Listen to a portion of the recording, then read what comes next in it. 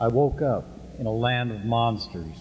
Their minions are everywhere, descending on villagers in huge numbers, with horrifying shrieks and flashes of lights emitted by their steeds. The things that go bump in the night crash through the villagers' doors and carry them away in bonds.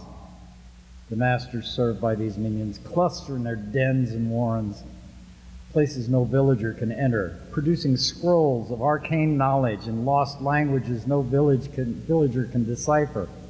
And they gather gold into their storehouses, ever-increasing tribute from the villagers, while cities crumble, crops wither, and people starve and suffer. The people cluster in taverns, speaking in whispers. They know the eyes and the ears of the monsters are everywhere, and they speak of storming the castle, but they never will. They know it's a futile dream. The monsters are all powerful. The monsters possess an eastern city where they have erected obelisks and gargoyles and monoliths as testaments to their power. They inhabit castles of grandeur and opulence, built upon the bones and blood and sweat of villagers. Yet they want ever more, more, more. They do not ask. They simply take. The villagers quake in fear, but do not resist, and their fear is the source of the monster's power. I gaze into the leering grin of the messenger, a phosphorescent head floating in the portal in front of me. I reach for the button-studded device near my hand, the only means I have of quieting the grunts and groans and growls and howls of the monsters. I push the red button, and with a barely audible click, I turn off CNN and go back to sleep.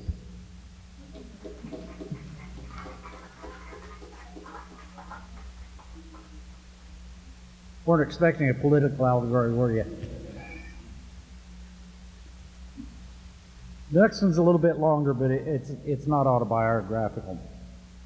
What I want to be when I grow up.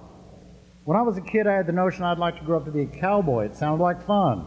As a kid, I could indulge my fantasy just about every Saturday afternoon. I got over it, though, unlike all those who didn't grow up to be cowboys but still like to dress up. I still see some of them at Halloween, too, those great big kids indulging in their fantasies because they can get away with it when everyone else is dressed in costume, too.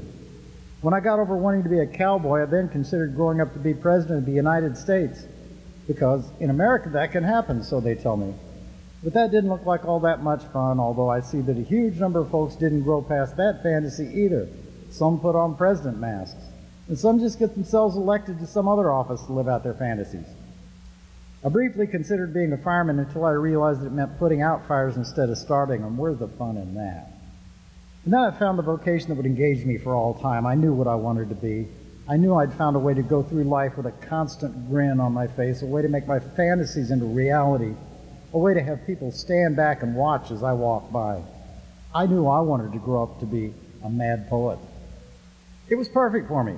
Oh, naturally, my parents weren't thrilled. They really thought that something a bit more secure would be a wiser choice, like, say, mad scientist, or slightly unbalanced accountant, or even celebrity with no apparent talent. I suppose those careers did offer benefits packages and a decent retirement plan, but as a mad poet, I didn't really think I wanted to be cured of anything, and I saw no reason to ever retire. I think the job of mad poet is one that has more carryover throughout life than something like being in professional sports or a celebrity.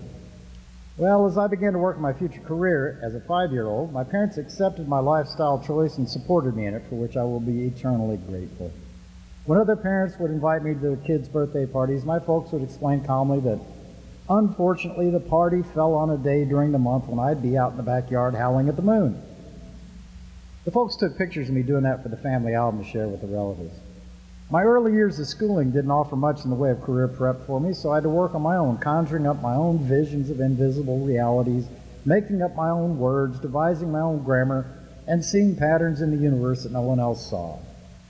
When my math teacher suggested that I had calculated the wrong answers for an assignment, I retorted that perhaps it was she who had asked the wrong questions. My faith in my math was absolutely vindicated in my ability to count. For example, I knew I had 17 brothers named Bill who grew up to be a teacher in Cincinnati, and 11 sisters who grew up to marry a guy named Larry in Denver and have a dozen children named Eliza. Our holidays were magic with all those people together in the same house, and surprisingly, we never ran out of food, and I was able to keep all their names straight. When it came time for me to attend college, my parents were concerned my grades might not grant me access to a good school, so I suggested they simply apprentice me to a madhouse where I knew I'd find people who carried in their heads exactly the kind of professional knowledge I'd need as a practicing mad poet. It seemed to make sense of them, so they signed the papers that would allow me to enter an Academy of Madness. From my first day in the Academy, I realized I'd found the right place for me. I worked through the nights, well into the early morning, exploring visions, interpreting gestures, and scrawling notes, conversing with my people, those who understood the value of paranoia, schizophrenia, and various forms of psychoses and neuroses, as those things are labeled by individuals we like to refer to as non-mad. Although I'd like to point out we didn't consider that label undercutting their value as human beings. They were simply who they were, trying to do the best they could without our advantages, and we had to respect that.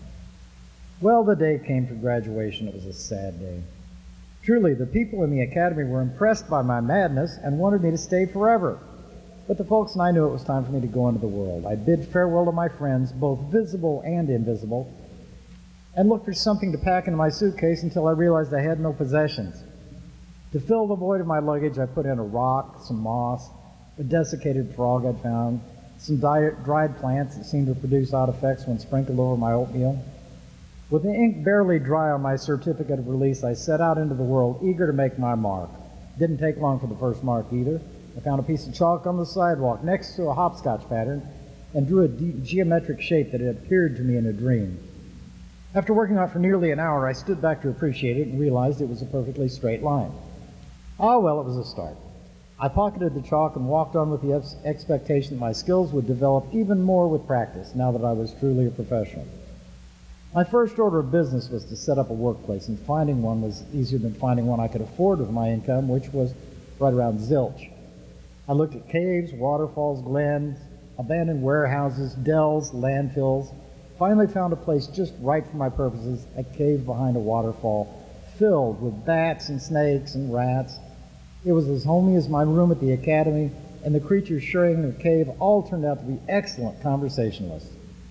After settling in, doing a little decorating with my rock and moss, I started on the next part of my task, which was devising my own alphabet with a set of symbols unknown to anyone but myself.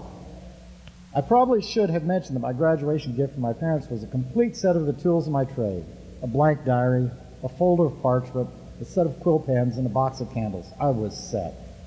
I began to fill the diary with symbols that I truly hoped would be as indecipherable as possible for anyone. Soon I would be transferring those symbols to the parchment for permanent storage. For the next few centuries, by my calculation, I dwelled in the cave and produced reams of parchment filled with indecipherable symbolic scribbling and scrawls, and judging from the reactions, I was hugely successful in my endeavors. I became known as the mad poet of the cave behind the waterfall, and I was stared at, presumably in awe, whenever I wandered near civilization. The folks were great, bringing me more supplies when I needed them and visiting me on my birthday several times a year with a cake to go with the roots they dug from the ground. I was thrilled with my success. I was prodigious, indecipherable, universally recognized as being mad. My unkempt hair and teeth had turned green, and people stared speechlessly when they encountered me. I talked to dogs, and they talked to me, and I transcribed our conversations in my own symbolic alphabet using my own grammar, with complex geometric figures and obtuse mathematical calculations. I was at the top of my game, no doubt about it. Well, I suppose it's a sign of the times, but like many in our society these days, I came to a point that I thought it might be a good idea to consider a career change. After all, I did possess an unparalleled and versatile set of job skills. Actually, this thought of career change came about because I was approached with an offer, and I have to admit, it turned my head. It seems a group of Western liberals want me to run for public office on the Democratic ticket, and they think my image would be enhanced by wearing a Stetson and cowboy boots. Looks like I'll get to indulge in some of my more unrealistic fantasies after all. You may be leaving for now, but the nightmares will return.